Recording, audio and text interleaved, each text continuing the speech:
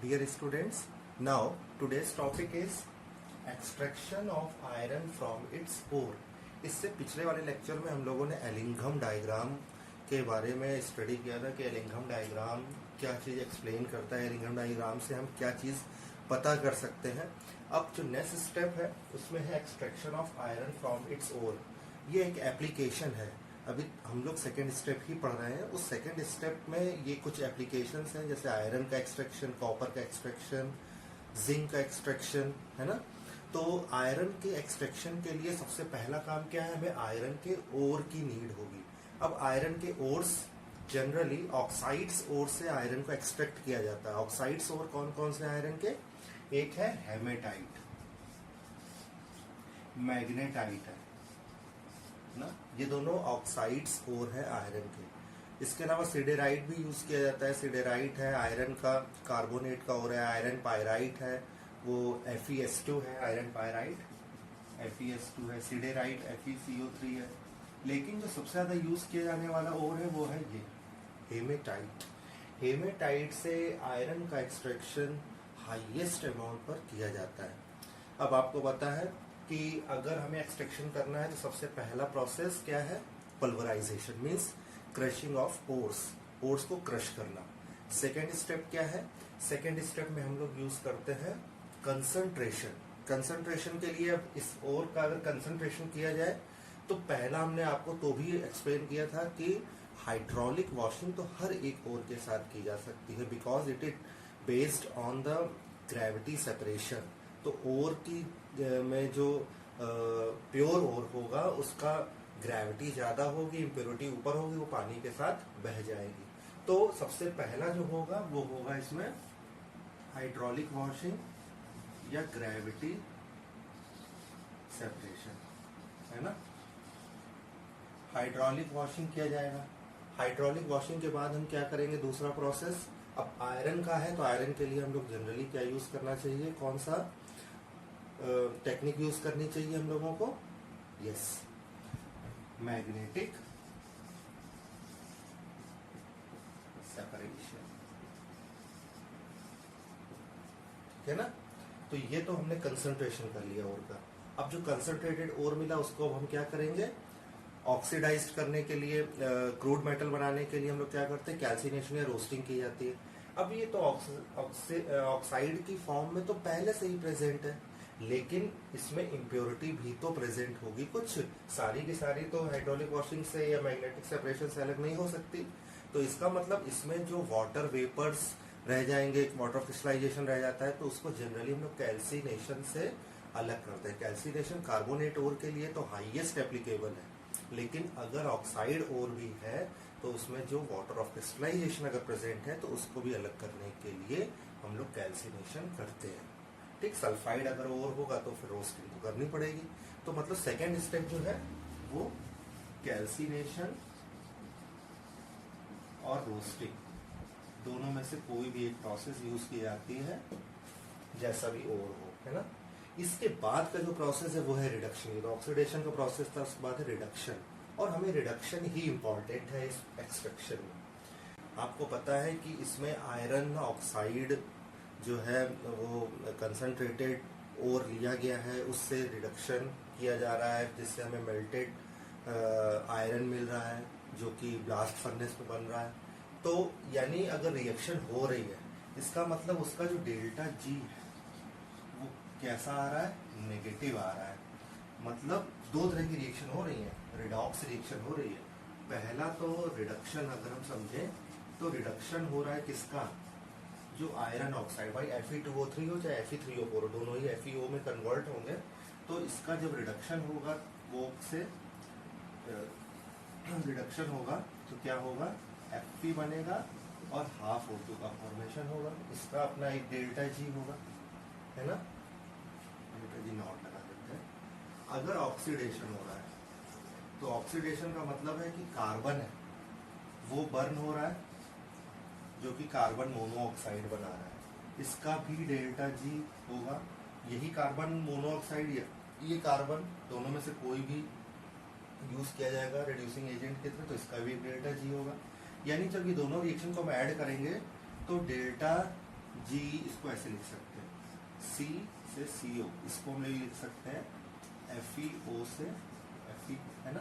तो यानी अगर इन दोनों को हम जोड़ दें तो डेल्टा G1 ये पहला वाला प्लस डेल्टा G2, इन दोनों का एडिशन जो है वो डेल्टा G नेगेटिव आना चाहिए तो ही रिएक्शन होगी। अब नेगेटिव कैसे आए ये हम कैसे पता करें, इसके लिए फिर से हम लोग एलिंघम डायग्राम की तरफ वापस चलते हैं। अब एलिंघम डायग्राम से आप समझें,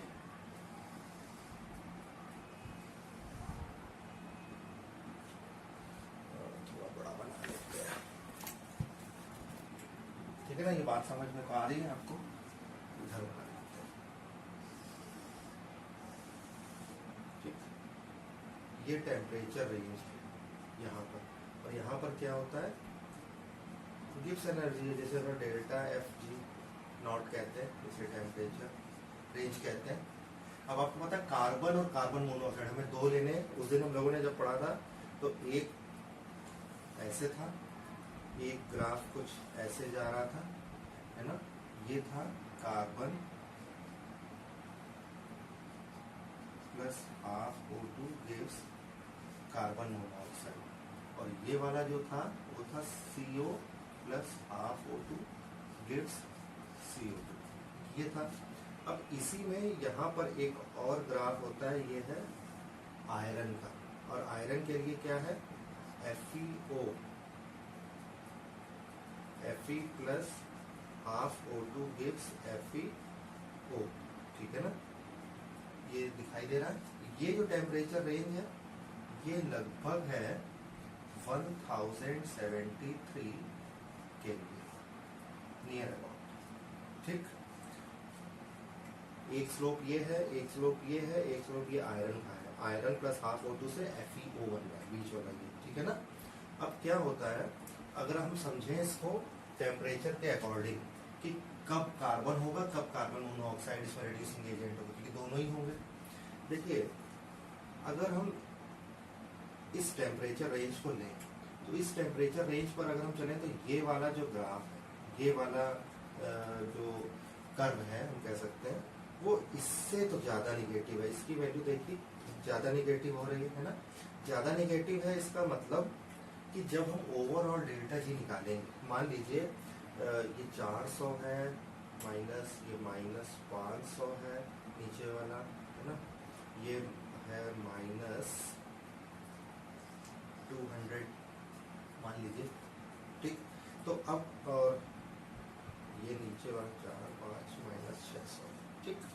अब इसको अगर हम कंपेयर करें तो लगभग माइनस 600 है। इसका जो आयरन ऑक्साइड से आयरन, क्योंकि एक को रिडक्शन की फॉर्म में लिखना है, एक ऑक्सीडेशन की फॉर्म में लिखना है, तो कार्बन का तो ऑब्वियसली ऑक्सीडेशन हो रहा होगा, इसका रिडक्शन हो रहा होगा। तो अगर इन दोनों को हम लें तो इन दोनों को अगर हम लिखेंगे तो इसका लगभग माइनस 600 और इसका लगभग 450, लेकिन ये प्लस में हो जाएगा क्योंकि हम उल्टा लिखेंगे ना FeO से Fe, तो ये तो हो गया आपका लगभग माइनस 450, ये हो गया माइनस 600, ये प्लस में हो जाएगा उल्टा लिखना की वजह से, तो ये लगभग कितना आ जाएगा 150 आ जाएगा, है ना। तो माइनस में आ रहा है, इसका मतलब ये जो टेम्परेचर है इससे ऊपर की तरफ चलेंगे, आगे की तरफ जब बढ़ेंगे 1073 केल्विन से, तो कार्बन जो है वो रेड्यूसिंग एजेंट होगा, क्योंकि इससे पीछे वाले टेम्परेचर पर क्या है इसका स्लोप ऊपर की तरफ है, यानी इसकी जो वैल्यू है वो Fe से तो लेस निगेटिव है। लेस निगेटिव अगर यहाँ वैल्यू रख देंगे तब तो ये पॉजिटिव में आ जाएगा, इसका मतलब ये रिडक्शन नहीं करेगा, रिडक्शन ये तभी करेगा जब 1073 के लगभग ऊपर पहुंचेगा, क्योंकि तभी इसका स्लोप नीचे है, ठीक। अब 1073 से कम टेम्परेचर अगर है तब तक क्या होगा भाई, टेम्परेचर धीरे धीरे बढ़ रहा है ना, 500 से शुरू हो रहा था, अब इससे कम टेम्परेचर है, इससे कम टेम्परेचर है तो ये वाली लाइन देखिए, ये वाला CO से CO2 जिसमें बनना है उसकी वैल्यू Fe वाले से ज्यादा है ना, लगभग 500 है, माइनस ये माइनस 450 है, तो माइनस 50 आंसर आएगा लगभग।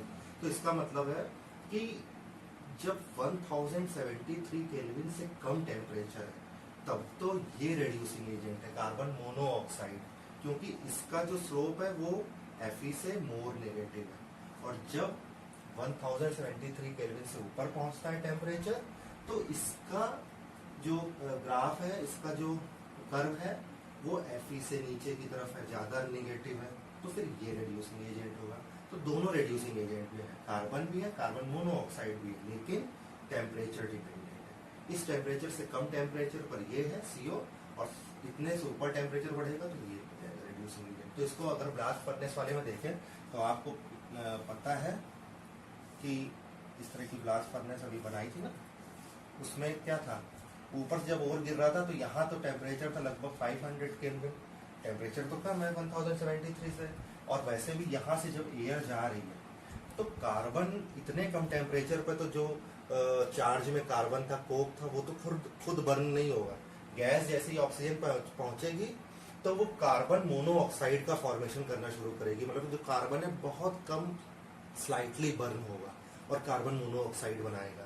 तो कम टेम्परेचर पर तो कार्बन मोनोऑक्साइड के साथ ओर का रिडक्शन शुरू हो जाएगा। जैसे जैसे ओर नीचे जाता जाएगा टेम्परेचर रेंज बढ़ती जाएगी, और जब यहाँ पहुंचेगा चार्ज, जब यहाँ पहुंचेगा उस चार्ज में जो कोक प्रेजेंट है, वो कोक यहाँ पर आने पर इतनी तेजी से गर्म हवा उसको लगेगी, हॉट एयर लगेगी, कि वो कोक बहुत तेजी से बर्न होने लगेगा। बर्न होते ही वो खुद से रिड्यूसिंग एजेंट हो जाएगा और कार्बन मोनोऑक्साइड का जो प्रोसेस है बनना वो रुक जाएगा। सिर्फ क्या बनने लगेगा, फिर कार्बन ही बर्न होने लगेगा तेजी से, बहुत तेजी से रेड हॉट हो जाएगा। जब रेड हॉट हो जाएगा तो खुद रिड्यूसिंग एजेंट हो जाएगा, ठीक है ना। तो इसीलिए टेम्परेचर की बात हम कर रहे हैं। और 1000 जो टेम्परेचर है 1073, वो लगभग यहाँ कहीं आएगा बीच में, उसके नीचे जैसे ही पहुंचेगा तो कार्बन रिड्यूसिंग एजेंट हो जाएगा, उससे ऊपर होगा तो कार्बन मोनोऑक्साइड रिड्यूसिंग एजेंट होगा, ठीक। तो ये बात आपको समझ में आ रही होगी कि मैं इससे एक्सट्रैक्शन में क्या समझाना चाह रहा हूँ आपको, ठीक है ना। तो फाइनली फिर हमें ये वाला आयरन मिल जाएगा, यहाँ पर जो इकट्ठा हो रहा था, जो पिग आयरन का नाम था, ठीक है ना। पिग आयरन को फिर कास्ट आयरन में कन्वर्ट कर लिया जाएगा।